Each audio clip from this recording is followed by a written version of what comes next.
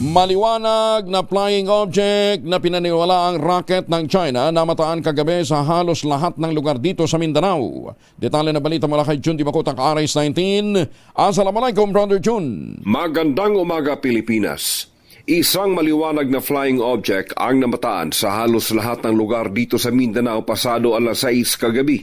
Dumaan ang naturang flying object mula Puerto Princesa, Palawan hanggang sa namataan din sa South Cotabato at sa iba't ibang probinsya sa Davao Region maging sa Agusan del Norte, Cabacan, Cotabato Province at iba pang panig ng Mindanao.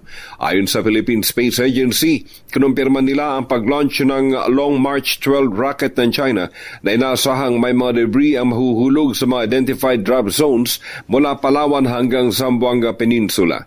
Sa pinakahuling report, may bahagi umano ng debris na naturang rocket ng China ang bumagsak sa Sulu Sea, malapit sa Puerto Princesa.